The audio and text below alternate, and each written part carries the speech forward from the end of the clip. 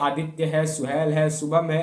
अगर हमें civil service की तैयारी करनी है तो क्या हम साइंस ले या आर्ट्स ले, मैथ्स ले या बायो ले?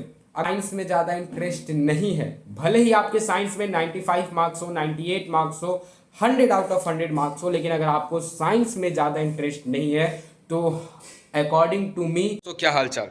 बढ़िया सब। तो अभी आया क्लास 10th और 12th का बोर्ड रिजल्ट, और बहुत सारे बच्चों का अच्छा रिजल्ट आया होगा, बहुत सारे बच्चों का थोड़ा डाउन हो गया होगा। तो उससे कोई टेंशन लेने वाली बात नहीं है, क्योंकि एक आपका रिजल्ट फ्यूचर डिसाइड नहीं कर सकता। हाँ, इस रिजल्ट के मायने बहुत हैं। अगर आपसे कोई पूछेगा तो आपका 10th और 12th का रिजल्ट ना पूछे, ऐसा नहीं हो सकता, लेकिन यही फ्यूचर डिसाइड करेगा ये नहीं है। मायने बहुत है, लेकिन फ्यूचर डिसाइड आपका ये करेगा।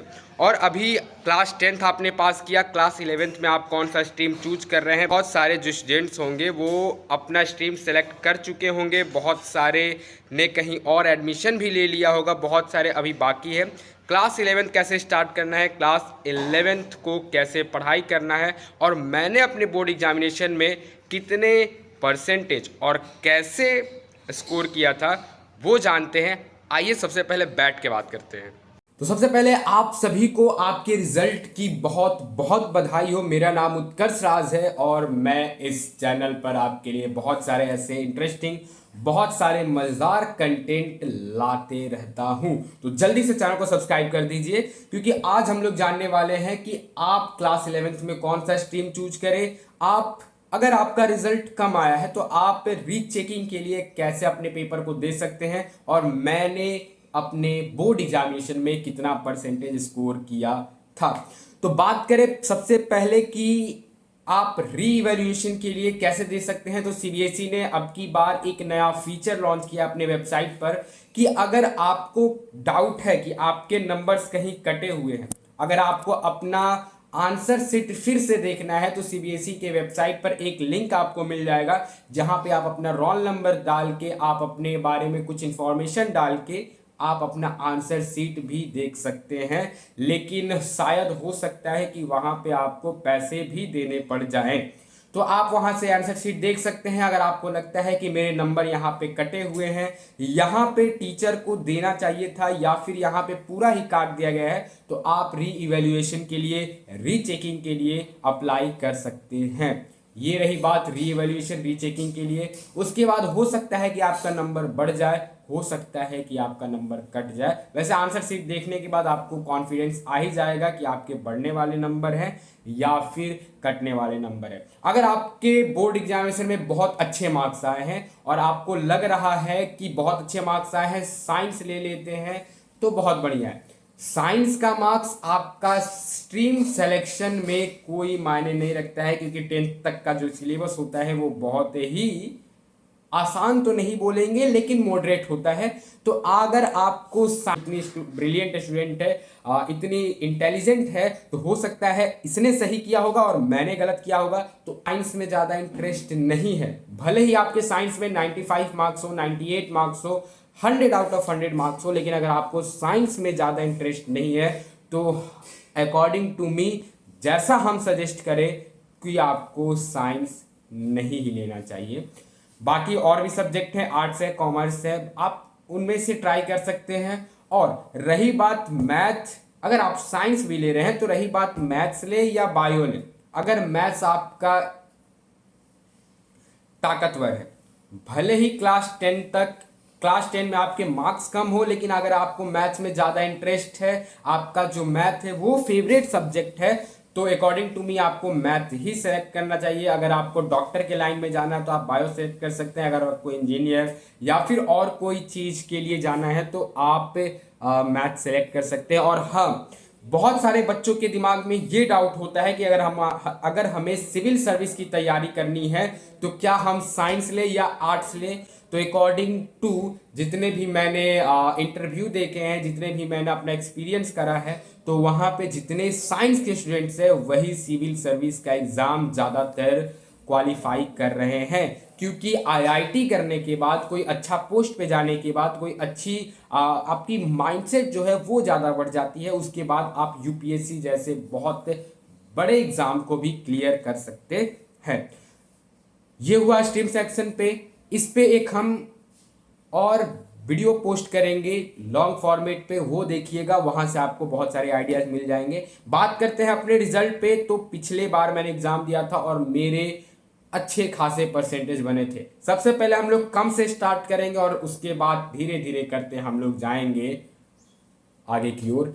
तो पहली बात करें तो कंप्यूटर में जो कि एक्स्ट्रा सब्जेक्ट था क्लास 10 में, उसमें कितने आए थे? तो उसमें आए थे 83, और आपके भी बहुत अच्छे मार्क्स आए होंगे इसमें, जो कि अच्छा मार्क्स था। दूसरी बात करते हैं तो सबसे कम आया था इंग्लिश में, और इंग्लिश में आया था 80 आउट ऑफ 100, क्योंकि ग्रामर पोर्शन मेरा जो था वो गलत हो गया था। लिटरेचर में लोगों ने नंबर काटा होगा, और वो जो कॉम्प्रिहेंशन और पैसेज वाला था, जो पोयम वाला होता है, उसमें नंबर कटे होंगे। तो कुल मिला के 80 मार्क्स थे, और जो कि बहुत बढ़िया मार्क्स माने जाते हैं, एंड मैं उससे बहुत सेटिस्फाइड था। दूसरा बात करें तो दूसरा आता है सोशल साइंस। अगर हम अपनी एक्सपीरियंस बोले, अगर हम अपने बारे में बोले, तो सोशल साइंस में मेरा ज़्यादा कोई इंटरेस्ट था नहीं। हाँ, पॉलिटिकल साइंस में पढ़ने में मज़ा आता था, उसके बाद ज्योग्राफी अच्छा था, लेकिन हिस्ट्री और इकोनॉमिक्स, इन दोनों में मामला जो था वो डाउन था, जिसकी वजह से मेरे सोशल साइंस में 87 मार्क्स आए आउट ऑफ 100। तो ये अच्छा था। और फिर संस्कृत संस्कृत की बात करें तो संस्कृत में मेरे आए थे 92 आउट ऑफ 100। और इसकी अगर किस्सा बताए तो मैंने जो MCQ होता है वो सही करा था, लेकिन मेरे आगे एक जो मेरी दोस्त थी वो बहुत ही ब्रिलियंट थी, तो उन्होंने जो था वो दूसरा टिक करा था ऑप्शन, मैंने दूसरा टिक करा था। हालांकि मेरा वाला सही था, लेकिन जब मैंने उनके कॉपी देखा तो वहाँ पे वो दूसरा कोई ऑप्शन ही टिक हुआ था। तो मैंने सोचा कि अगर ये इतनी ब्रिलियंट स्टूडेंट है, इतनी इंटेलिजेंट है, तो हो सकता है इसने सही किया होगा और मैंने गलत किया होगा। तो उसको देख के मैंने अपना जो आंसर है वो चेंज कर दिया, और जिसकी वजह से मेरे 2 MCQ गलत हुए। बाकी और भी जगह गलत हो सकते थे, लेकिन हालांकि ओवरऑल 92 मार्क्स मेरे संस्कृत में थे, और वो भी कंप्लीट हो पाए मेरे संस्कृत के टीचर शुक्ला सर और यूट्यूब के टीचर मास्टर साहब की वजह से। तीसरा बात करते हैं, जो मेरा most of the favourite subject है वो है मैथ्स। मैथ में मेरे 93 आए थे, जो कि फिर से एक बहुत ही अच्छा स्कोर है, क्योंकि और वो भी स्टैंडर्ड मैथ से। मैथ में मेरे थे 93। और साइंस की बात करें तो साइंस में जो मेरा स्ट्रॉन्गेस्ट सब्जेक्ट था वो था फिजिक्स और केमिस्ट्री। वहां से मेरे हो सकता है कि एक एक मार्क्स कटा हो या फिर एक भी मार्क्स ना कटा हो, और जो वीकेस्ट था वो था बायो। तो ओवरऑल कितने मार्क्स कटे? तो 5 मार्क्स कटे थे, और ओवरऑल आए कितने थे? तो 95 मार्क्स आए थे, जो कि मेरे एग्जाम में सबसे हाईएस्ट मार्क था साइंस का, और वो था 95, और इससे मैं बहुत खुश था। अगर टोटल परसेंटेज की बात करें, टॉप 5 सब्जेक्ट की बात करें, तो वो टोटल बन जा रहा है 90%, जो कि एक अच्छा स्कोर माना जाता है किसी भी लिहाज से। तो ऐसे करके मैंने अपना जो रिजल्ट है वो आपको बता दिया। और इतना जो 90% आया था, मेरे आए थे या फिर मेरे दोस्त के जो 94.2 है, 92 है, 90 है, वो स्टार्टिंग से मेहनत करने पर नहीं आया था। क्योंकि स्टार्टिंग से मेहनत करते तो हमारे जो दोस्त लोग थे, जैसे आदित्य है, सुहेल है, शुभम है, उन सभी का नाम टॉपर लिस्ट में होता। लेकिन हमने जो ज़्यादा टाइम वेस्ट किया था वो किया था गिल्ली डंडा खेलने में, दूसरा क्रिकेट खेलने में, और तीसरा जो होता है वो क्या, मोबाइल फोन से हम लोग खेला करते हैं फ्री फायर, उससे। तो ये था अपना कहानी। लास्ट के 1 महीने 2 महीने में अच्छा से हमने पढ़ाई करा था, जिसकी वजह से हमारे बोर्ड एग्जामिनेशन में वो 90 वाला जो स्कोर होता है वो हमने टच कर लिया था, और एक अच्छा स्कोर, समाज में थोड़ी इज्जत बढ़ी। तो ये था।